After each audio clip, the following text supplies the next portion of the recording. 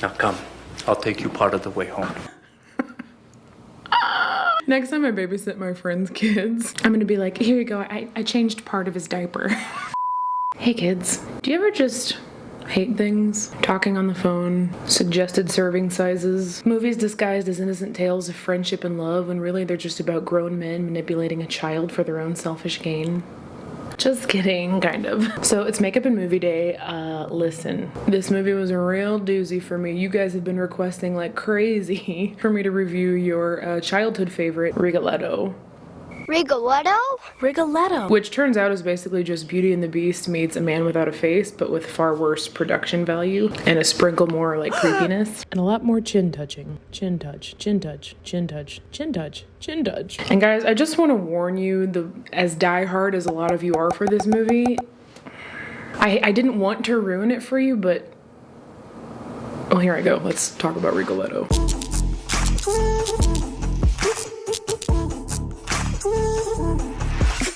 Oh, hey guys, I forgot to say real quick. I don't know if you like feel like it or what, but you should maybe consider, if you like makeup and comedy and musical parodies, me making fun of things, impersonating people and just doing everything, you should consider subscribing. Okay, Rigoletto. So according to IMDb and Wikipedia, this film is set during the Great Depression, which would explain like the epic poverty and disgruntled workers you see running around the movie. But it doesn't really say where it's set other than the town of Castlegate, which I am going to assume is the town of Castlegate, Utah. And the opening scene, or the opening sound rather, is crickets. Rigoletto? Which I found to be very fitting. Heard a lot of crickets in my head in this movie. And the movie opens with a little girl, Bonnie, who's like basically the main character. She's reading her little brother a story called Rigoletto. Not to be confused with the famous opera of the same name. When I first looked this up, the opera was the first thing I saw, so I assumed that this movie was based on that opera. It's not. They're completely unrelated. They happen to have like a similar character, I think, but don't look for a connection between the two because there isn't one. So this book that she's reading is actually about an elven prince or something. There lived an elfin prince. To his people, he was called Rigoletto. Who got struck with a sword which turned him uggo, like it disfigured his face or something. So because he became uggo, he had to leave his kingdom and come live with humans. Apparently wherever he's from, if you turn ugly, you just get banished or something. I don't really remember the reason. So Rigoletto left his kingdom and went into the world of men, never to return. But the point is, just pay attention to this part, okay? Because the story comes back a lot later. So the next day or so, we cut to Bonnie and she's singing in some sort of little competition. And, you know, she's not really wowing her audience. You know, this lady doesn't even want to clap. This guy apparently can't even hear her. This judge looks super disgusted. This other little girl named Kathleen walks up and gives her like an underhanded compliment. You've improved since last year. I hate those. Kathleen also insults Bonnie's friend Georgie, who is super cute. She like makes fun of her shoes, which is mean. Nice shoes, Georgie. What a perfect match for the dress. Why? I would have said something back to Kathleen if she had said that about my friend, but Bonnie's like, no, no, no. Returning hurt for hurt never helped anybody. Returning hurt for hurt never helped anybody. Shh. See guys, this is how they trick you. They have Bonnie like spout off all these life lessons out loud, so you think like, oh, what a good message. No, it's not a good message. I mean, there is good messages in it, but just do not be misled, okay? Being bitter won't make me a better singer. So anyway, it's Kathleen's turn to sing, and her singing really bummed me out. In fact, I have my laptop here. I should just play the scene so I can relive it, you know?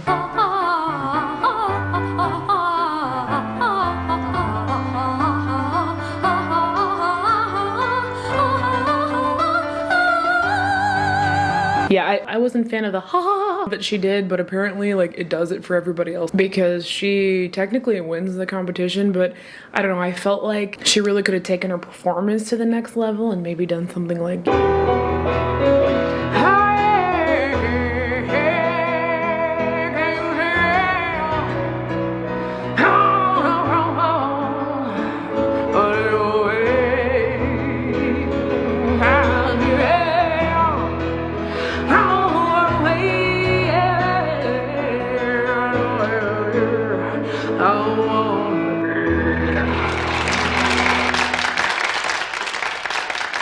So right after Bonnie loses the competition, we see the first semblance of a plot in the form of this creepy dude who tips his hat to Bonnie and then just like disappears. Pay attention.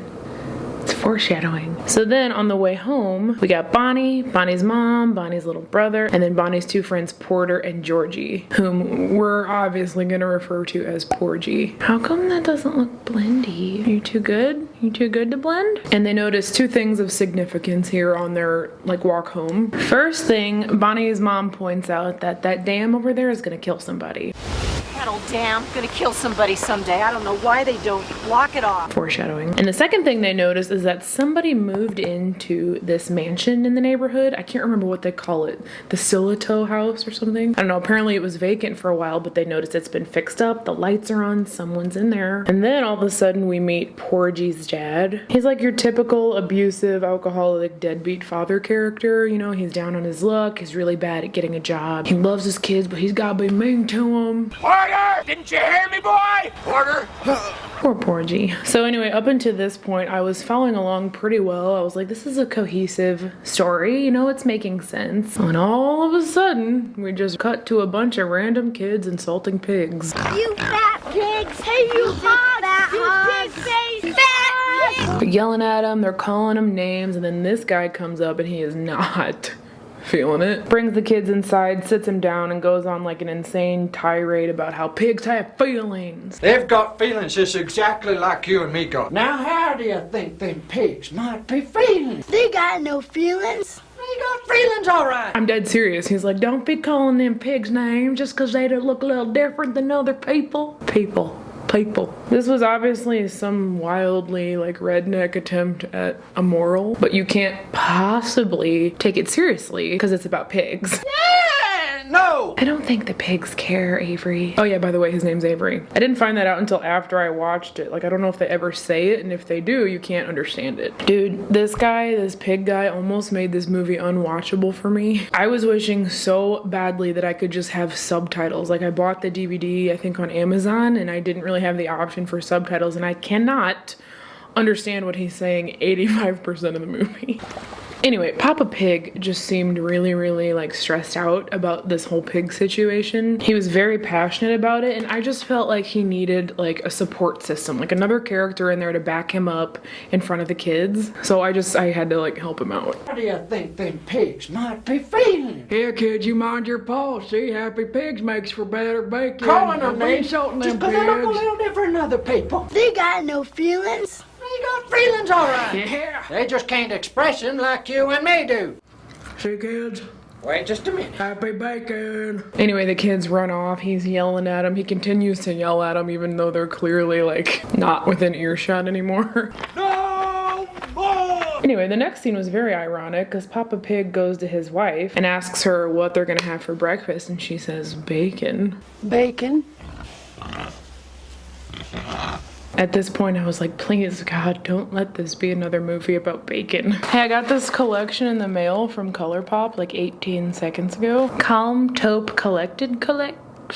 Yeah. Where was I? Yeah. Mr. McBride. So now we're introduced to this character, Mr. McBride. He's the town banker, according to Wikipedia. But for some reason, he's always working at this random store that everybody in the town hangs out at but never buys anything from. But anyway, James McBride apparently was the owner of the Rigoletto mansion as well as Bonnie's house next door, and he is selling them. You know, it's funny getting a buyer for this place, especially during times like these. You can see him talking to this guy who I guess is a real estate agent.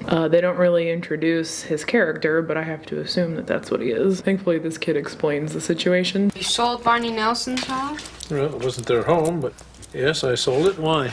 Will the Nelsons still live in their house? Son, like I said, it wasn't their house. It never was. It was mine, and I don't know where they're gonna live. They'll survive somehow. The important thing is the guy who moved into the Rigoletto mansion is also the one who bought Bonnie's house.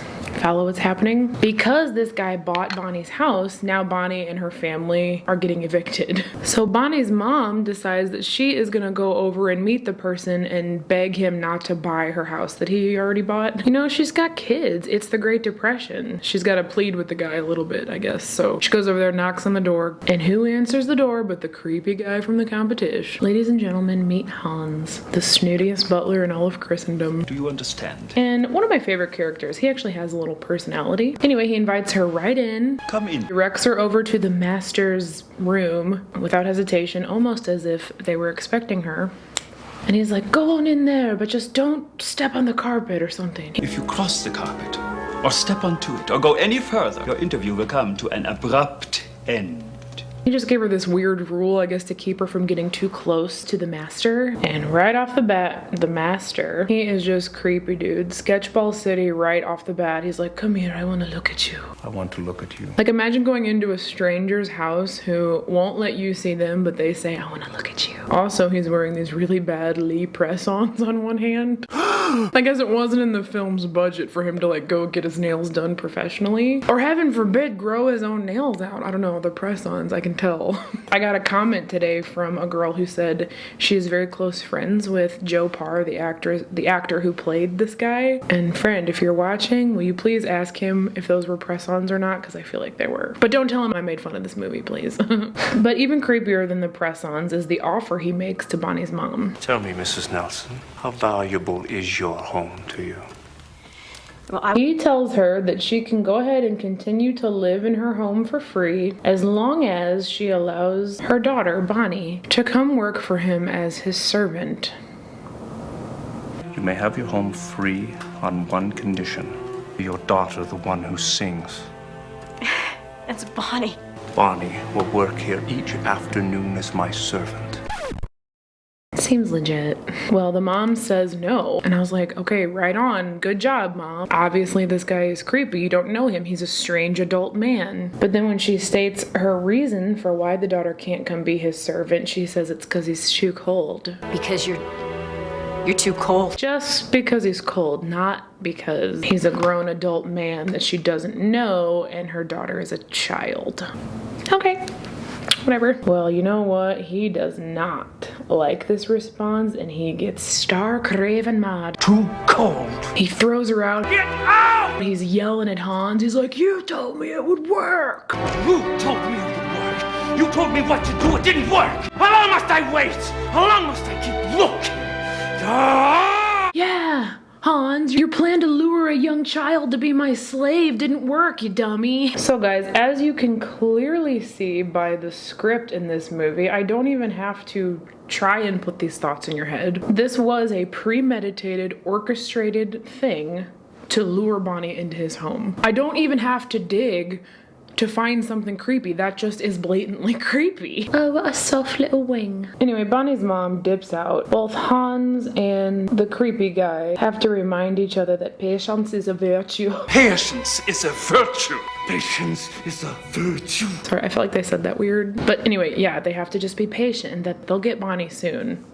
So back at Bonnie's house, Bonnie's mom is telling Bonnie everything that happened. She tells her about the creepy guy. You know, she tells her about his proposition. She's putting bread crust into a cup for some reason. Hold on, I need someone to explain that to me because remember during the Buttercream Gang video when I thought the kids were playing like an arbitrary sport, but it turned out it was kick the can and like 1,000 people corrected me? What is the bread crust in the cup thing? Help me understand. So anyway, Bonnie just insists that she go work for this guy. Obviously, what little girl wouldn't want to go work for a strange grown man with a raging temper and the demeanor of an ice cube and a creepy claw hand? Like, that's totes worth it. And her mom says yes. Maybe. So the next day, Bonnie shows up for her first day as the guy's servant. Which, by the way, I never figured out what she was actually supposed to do. I think they showed her maybe dusting for a second, but never again. Anyway, Hans tells her that she cannot ever go into the master's room. You must never, never enter this room. I mean, says it over and over and over, makes her promise. You know, he promises her like a banana split to get her to hopefully keep her promise. It really reminded me of Beauty and the Beast and the West Wing. Anyway, Bonnie swears up and down she won't go in there. Deal.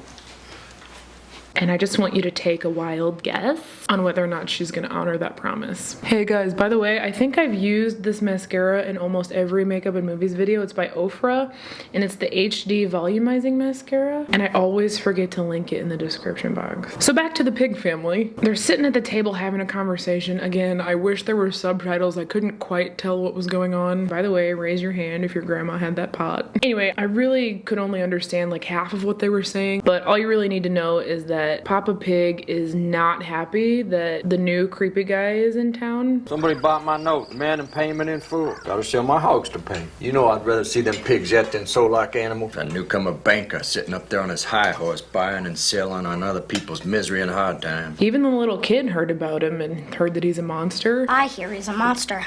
Also, what is the mom doing to that kid's face? Grab, swipe, grab again, push, swipe, grab. And wait a minute, is she about to put bread crust in a cup too? Anyway, pig guy and this guy head to the store to like complain. And you find out that this guy is getting evicted also. It's a notice on my butcher's place of employment. Everybody's like getting evicted unless they pay, and I didn't get it. I'm like, pay what? Have you guys not been paying rent this whole time? The pig guy thinks that the press-ons guy is behind all of this. All started when that Ribaldi fella moved in up to the old Rigoletto place. This was kind of hard to follow. I figured this out mainly by Wikipedia. Anyway, Porgy shows up. They're trying to get their dad, who also hangs out at this store. He, of course, screams at them again. Didn't you hear what I said? Can't you hear any better than you can talk? Now get! Hey, is that the microphone dangling at the top of the screen? Cut back to Bonnie. Bonnie hears the master arguing with somebody in the secret room, and she just starts eavesdropping. So naturally, the master just decides to physically assault a child. I warned you never to come here. But never mind that, because we finally get to see the master's face, and what's that?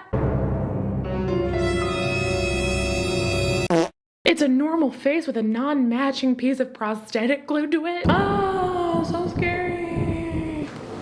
I was appalled at this. It would have taken a maximum of like 4 minutes to color match that to the rest of his face, but they were just like, nah, just leave it that weird banana yellow color. Well, anyway, we meet Gabrielle or Gabriella, I can't remember. I'm still kind of unclear as to what her relationship is with this guy, but I don't know. She's there. She tells him he has to go away. Go away and pout.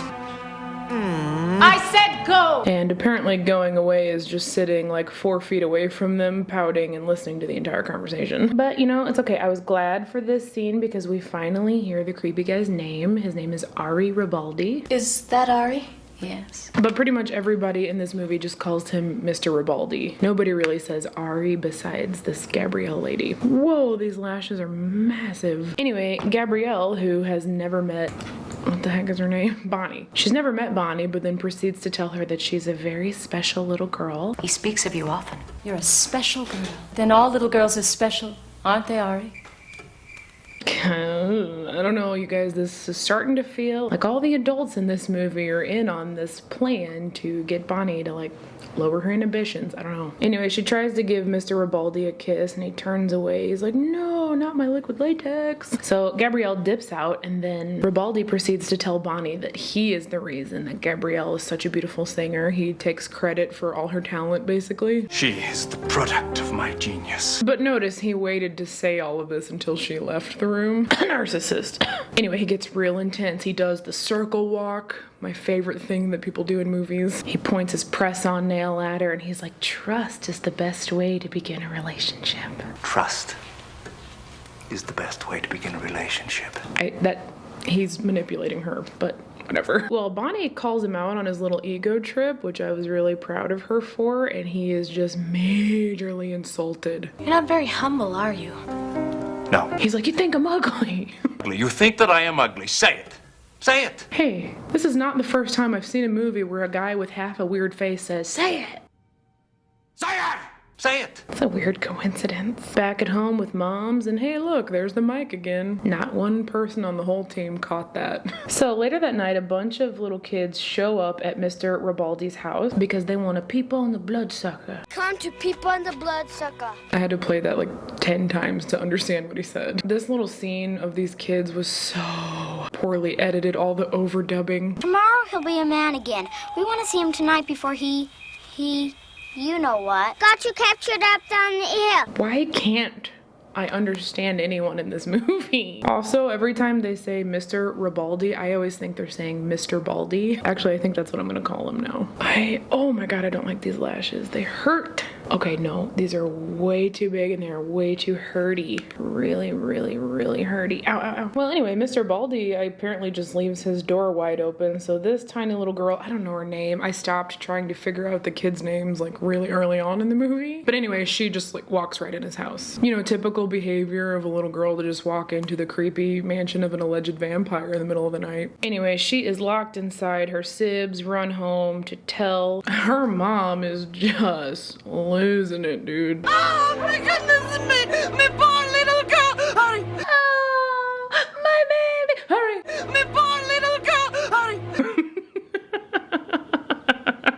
Anyway, the dad is also freaking out. He yells something out. I'm pretty sure he says lynch mob. Lynch mob! Wow, aggressive, okay. So naturally they all put on their antler bucket hats to go get Mr. Baldi, but then, oh look, a little girl comes out of her house alive and well. Not only alive and well, but the limp that she had in the beginning of the movie that I forgot to tell you guys about, it's gone. Pay attention to this, kids. Take note of how quickly she was healed and then got home. What would you guess that was? 5 minutes? Anyway, the dad is really happy now. He no longer wants a lynch mob. He's like, everybody come into my home at 2 a.m. Everybody, come into my house, come! So back at work, Bonnie asks Mr. Baldi to teach her to sing. You know, he's bragging about how he taught Gabriella to sing. Why can't he just teach her? And he tells her no, which is rude, but he doesn't stop there. He straight up rips her apart, tells her she sings like a goat. You sing like a goat. Oldest trick in the book, he's tearing down her self-esteem so that she can rely solely on him to build back her confidence. Yikes, guys, yikes. So then he gets up and proceeds to sing her a song. And this actor, Joe Parr, is actually an amazing opera singer. I was blown away. I had chills. The message that no one can see is clear to someone like me. However, the lyrics bothered me because he's singing about how, you know, he's cursed with an ugly face and only a kiss will save him. Someone beautiful is cursed. We feel sad through every verse till a kiss and all is worth. Just remember that, okay? And anyway, Bonnie is listening. She can't even look at him. She's so moved. And it totally changes her mind and she apologizes to him. I was wrong. I'm sorry. And tells him that he's beautiful. So after she leaves, you hear the first of many times that Hans and Mr. Ribaldi will refer to Bonnie as being the one. Didn't you hear her? She's the one. I know it. So guys, just so we're clear here, this is literally what's happening in this movie right now. Ribaldi's cursed with being Ugo, you know, his disfigured face or whatever. He needs the kiss of true love to set him free and make him handsome again. Till a kiss and all is worth. He set up an elaborate plan that included buying a mansion just to lure a child into his home. And now Hans is saying, Bonnie's the one, I know it. What conclusion do you guys draw from that? I swear I'm not purposely trying to connect these dots in this way, but it sounds to me like they're hoping Bonnie is gonna be the one that kisses him and lifts the curse. I don't know. Maybe they just mean like a friendly cheek. I'm not gonna go there. Anyway, now he's flustered. He wants to be alone. He tells Hans to get out like 85 times. Get out. Get out. Get out. I said get out. Leave. Go. Are you all right, Your Excellency? Get out! And then, yay, we cut back to Pig Guy. Pig Guy's chilling at the store/town hangout, doing a little hand song. I love these pigs. I love these pigs so much. We love them swine. And I was like, okay, cute. You know, he must be doing a little puppet show for the kids. At least he's being nice now. Oh no, he's doing it for grown adult men. It's divine. La la. What is this movie?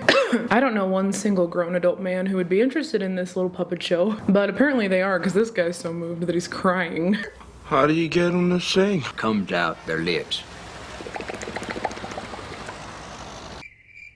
So anyway, Bonnie gets an invitation in the mail to another singing competition, one that she was previously not invited to, but somehow Mr. Ribaldi pulled some strings and scored her an invite. So Bonnie, of course, is super excited. She starts singing lessons with Mr. Ribaldi right away. I guess he changed his mind and doesn't think she sounds like a goat anymore. I don't know. So of course there had to be a montage so that when Bonnie shows up in the next scene and she's suddenly a better singer, they need a montage to make that make sense. Hans is really pleased with her results, says she's doing a great job, so naturally Ribaldi chucks a book at him. Right in the old dome piece, a straight up book.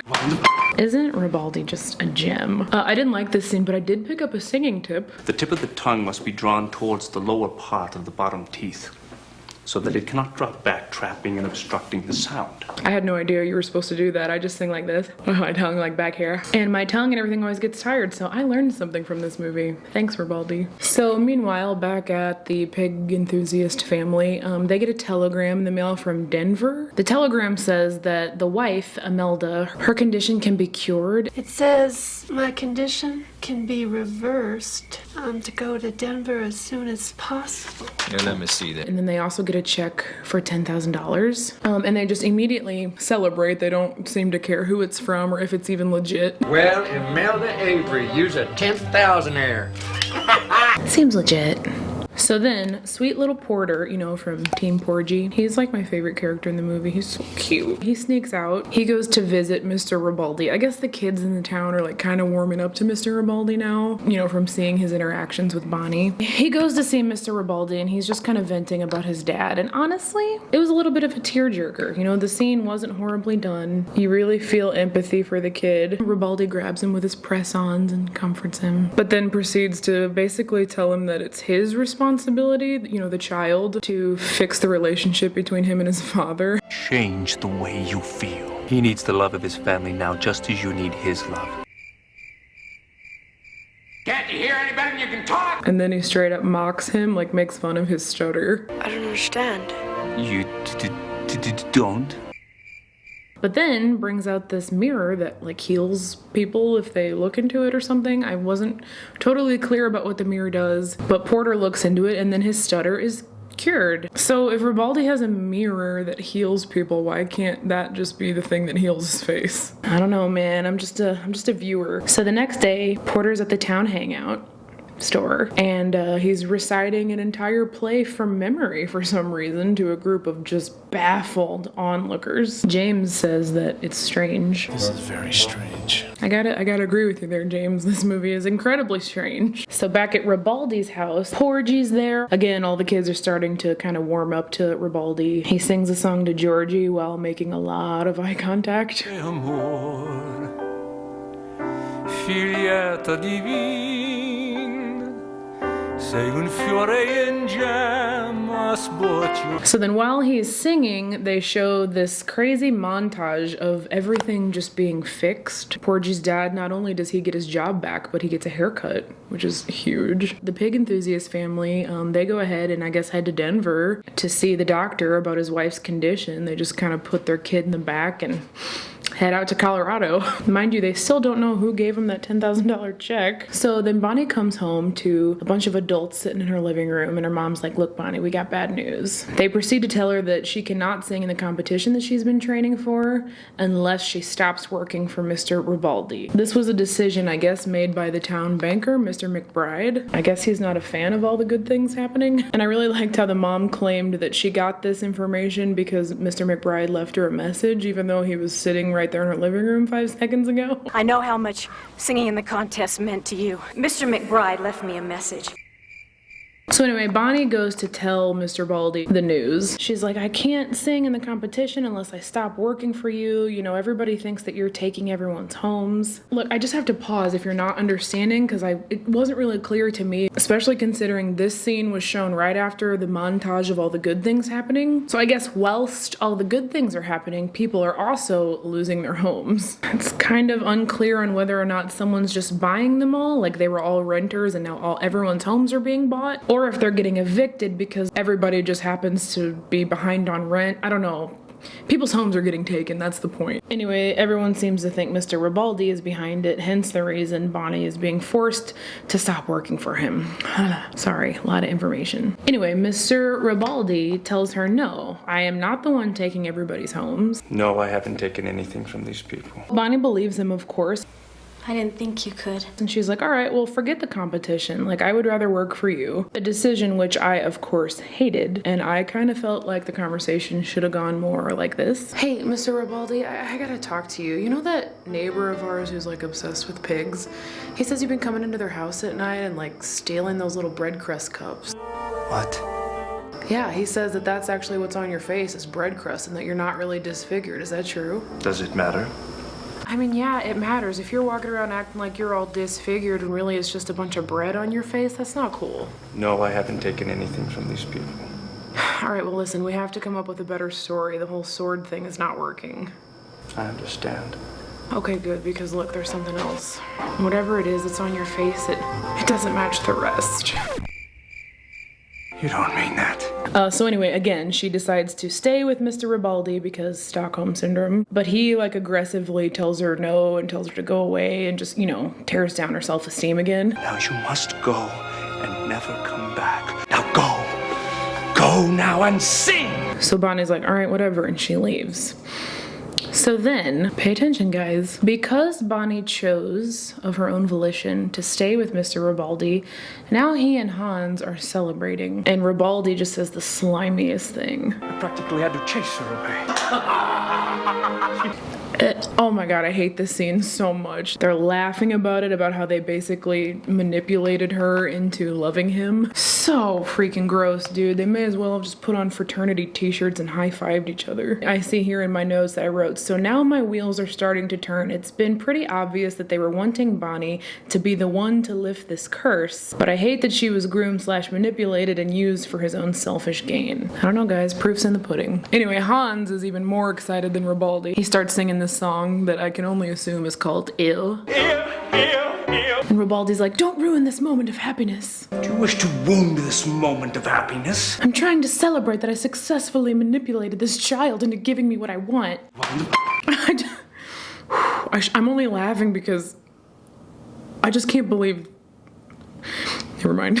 Georgie comes by Mr. Ribaldi's house and she asks him to teach her to sing. You know, she heard what he did for Bonnie and she's interested. She wants to sing too. He says no. Someday I may teach you how to sing, Georgie. But today is not that day. But then delivers my favorite line of this whole movie, which is... Now come, I'll take you part of the way home. Next time I babysit my friend's kids, I'm gonna be like, here you go, I changed part of his diaper. So while he's taking her part of the way home, Georgie insists on walking along the edge of the waterfall or dam or whatever that thing is, you know, the thing that Bonnie's mom said would kill someone. And of course, she falls.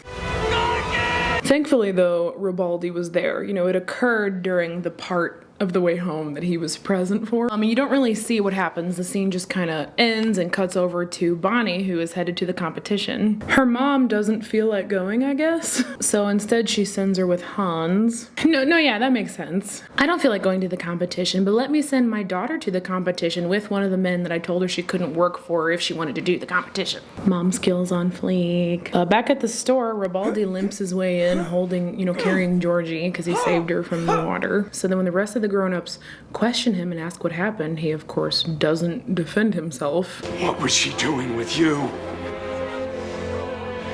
she going to be all right? So they all band together and proceed to just beat him within an inch of his life. This time, though, without the antler bucket hats. I found this scene so bothersome, not only because it was violent, but also because they kept cutting back and forth between Bonnie singing at the competition and Ribaldi getting the crap kicked out of him. It was just so unsettling to hear this angelic voice while watching a brutal assault.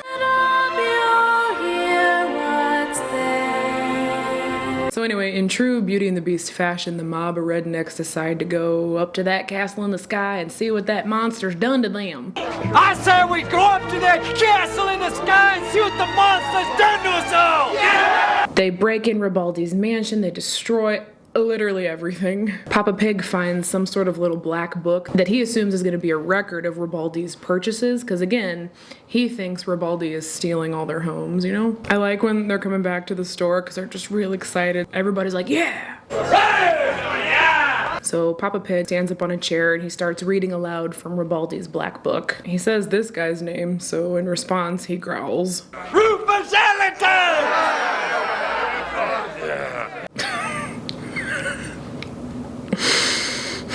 But anyway, instead of being like a record of mortgages, it's actually some sort of log that Ribaldi kept of instances where he was paying people in the town's medical bills. Nearsighted, $450. AC, Julie Johnson. Broken femur, $700. Walks. But it's a little bit of a plot hole for me personally because he has the mirror that is supposed to heal people, for one.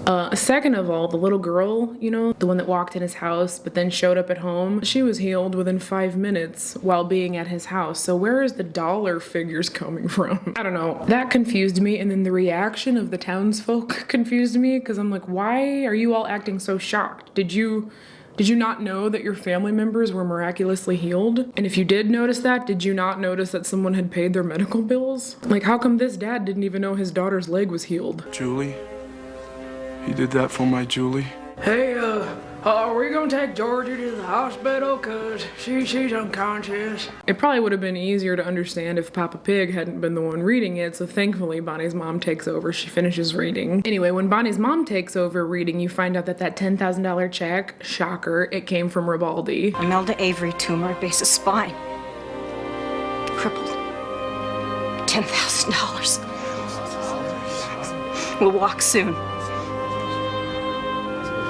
Was his name not on the check? Also, how did Ribaldi know that the pig wife had a tumor? Did they even meet? I don't know, man. This scene was stressing me out. And you know what? I wasn't alone because Papa Pig didn't get it either. I don't get it. And he finally says his first clear, coherent sentence in the whole movie. Who's been taking our homes? Gee, I wonder who it could be. I wonder if it was Mr. McBride. Me! You know, the town banker who mysteriously had enough money to pay the mortgage on not only Bonnie's house, but the mansion, and apparently has control over singing competitions in the town. Like, obviously, there was no other candidate. He's like, I'm the one that's taking your homes. Leave this man and his prosthetic face alone. I'm the one that took your land. So if you want to hurt somebody, then hurt me. Please leave this man alone. By the way, I guess Georgie is still just chilling unconscious because they decided to do this instead of taking her to the hospital. So everybody just leaves. They don't ask Mr. McBride for an explanation of why he did this to them, nothing. They just leave. Ribaldi finally gets taken to a hospital where he straight up dies. He died this morning. I was so shocked. I did not think he was gonna die. I guess it was because they just let him sit there bleeding out for an hour after he got brutally assaulted by a gang of pig lovers. Anyway, so he dies. They go to his funeral. Porter's stutter comes back. Sure. Clean things up in a hurry. I guess he was only healed temporarily. He was only part of the way healed. I'll take you part of the way home. They're walking home. They walk past Mr. Ribaldi's house and they hear a song playing. And in fact, Bonnie recognizes it. She's like, hey, that's the original song that Mr. Ribaldi wrote for me specifically. So they run inside and there's Mr. Ribaldi sitting there at the piano with a normal face. And yet they don't recognize him. I thought you were somebody else. Actually, they pretend not to recognize each other. Ribaldi acts like he doesn't know who they are. May I help you? And the kids act like they don't know who he is. Who are you? Why are you here? Because a lack of a deformity is a disguise. But then Ribaldi stands up and gives Porter the mirror back, and he's like, Porter? But this... Porter? Are you pretending you don't know the kids or what? I don't get it. So anyway, he heads out, he's leaving the house. They ask him for his name, you know, because they don't know who he is. And he says, Some people call me Rigoletto. But then you don't believe that, do you? Remember from earlier? Also, Gabriella is there. So wait a minute.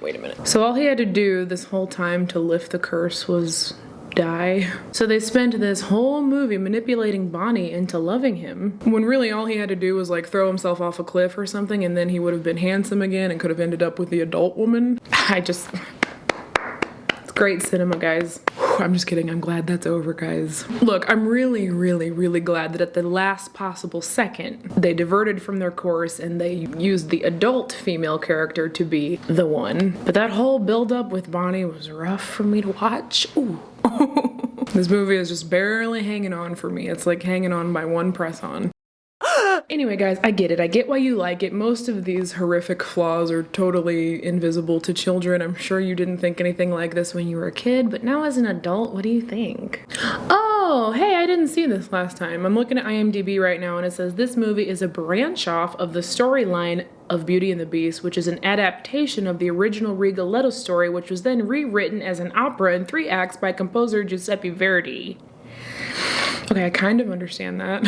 I can't find the budget or much information. I do know it was produced by Feature Films for Families, which are the same people who produced the Buttercream Gang. You guys taught me that. I didn't know that. And I can't even find any funny reviews to read you because every single review about this movie is good. I was second guessing myself. I was like, wait, am I being too critical? Am I looking for things that are creepy? But after watching it 2 or 3 times and taking notes and all of that,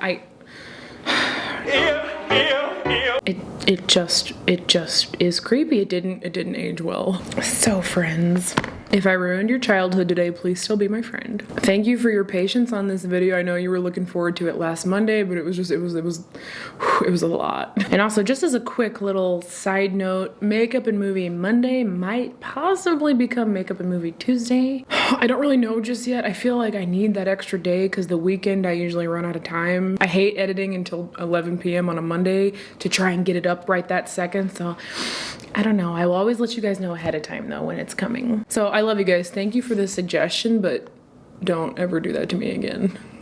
See you in the next one. Bye. Wait, if that pig guy thinks pigs are people, but then he was eating bacon, isn't that cannibalism?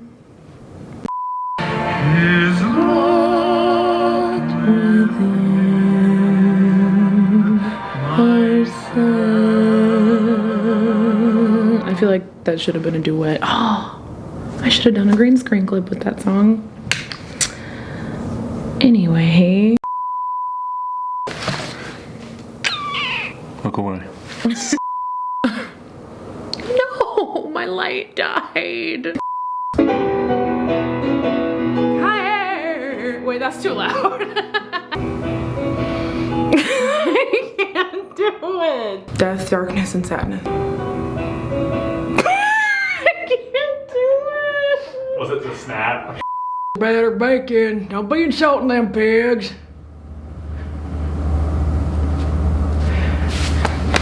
Way better. That was better. We're ready to find out who the winner of this year's talent showcase is going to be. Bonnie, would you please come up? Once again, this year's winner is Jaime French. Woo! Heck yeah, it is. Sorry, Barney. Her name's Bonnie. Unimportant.